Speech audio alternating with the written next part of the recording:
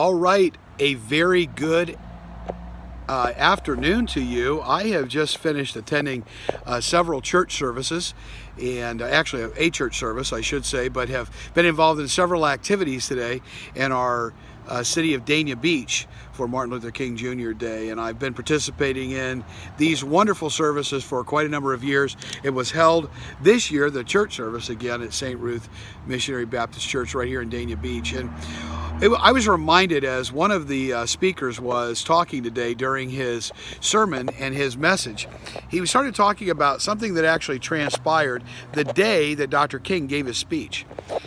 There's a lot of misunderstanding about his actual speech that day, and I wanted to bring it up again because it reminded me, and I thought it's so relevant to communication and relevant to where we are today.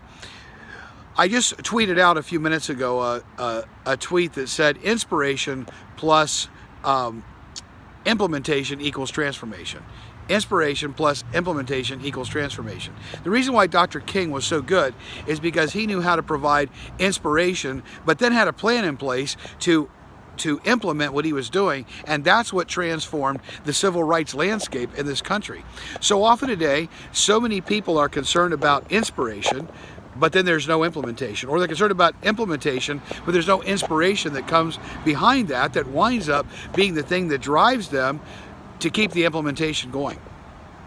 So back to Dr. King's speech that I thought is really important. There's a lot of misunderstandings about it. One of them is that King was reading from a prepared text. And if you watch the entire speech, you'll see that. He really was.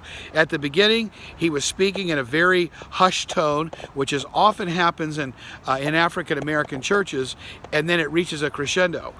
But something changed that day from that written speech. He had been given the written text, he started to deliver it, and suddenly, at a certain point in the talk, Mahalia Jackson, which we can't hear, but those who were there that day heard her say, "Tell him about the dream, Martin."